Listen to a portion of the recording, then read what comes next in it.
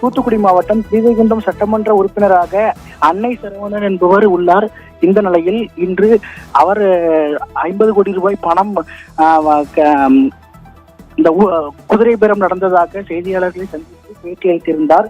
இந்த நிலையில் இந்த சம்பவம் தொடர்பாக மாவட்ட உளவுத்துறை காவல் ஆய்வாளர் மகாதேவன் தலைமையிலான உளவுத்துறை அதிகாரிகள் இன்று எம்எல்ஏவிடம் இந்த புகார் தொடர்பாக தகவல்களை கேட்டு பெற்றனர். மேலும் எம்எல்ஏவிடம் இந்த புகார் தொடர்பான உள்ள தொலைபேசி ஆடியோக்கள், கால் ரெக்கார்டுகள் மற்றும் சிடிஆர் என அழைக்கப்படும் கால் டீடைல் ரெக்கார்டு என அழைக்கப்படும் காவல்துறை ஆவணங்களை பெற்று சென்றனர். மேலும் இந்த புகார் தொடர்பாக வேறு யாரெல்லாம் சம்பந்தப்பட்டிருக்கிறார்கள் என்ற தகவல்களை கேட்டுள்ளனர். மேலும் இந்த புகார் உண்மைத்தன்மை குறித்தும் விசாரணை நடந்ததாக கூறப்படுகிறது. மேலும் எம்எல்ஏ தரப்பிலும் பல்வேறு ஆவணங்களை தெரிவித்துள்ளனர்.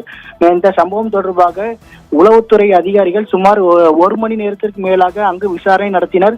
இந்த சம்பவம் அங்கு பரபரப்பு ஏற்படுத்தியுள்ளது. மேலும் இந்த சம்பவத்தில் ஈடுபட்டதாக கூறப்படும் முக்கிய புள்ளிகள் அடுத்தடுத்து கைதாக வாய்ப்புள்ளதாக கூறப்படுகிறது. பாலாஜி,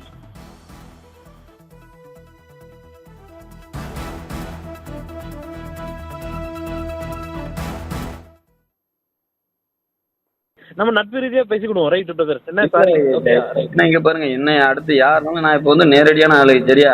நீங்க என்ன மதிக்கிறதுனால உங்களுக்கான அந்த மரியாதை நான் நார்மல் காமனா ஏன்னா அதை மதிக்கணும். கண்டிப்பா பிரதர். ஆமா ஆமா. தூத்துக்குடி மாவட்டம் ஸ்ரீவைகுண்டம் எம்எல்ஏவின் குதிரை பேரம் புகாரை தொடர்ந்து உளவுத்துறை விசாரணை நடைபெற்று வருகிறது. இது குறித்தான விவரங்களை செய்தியாளர் மணிகண்டன் வழங்கியதை கேட்டோம்.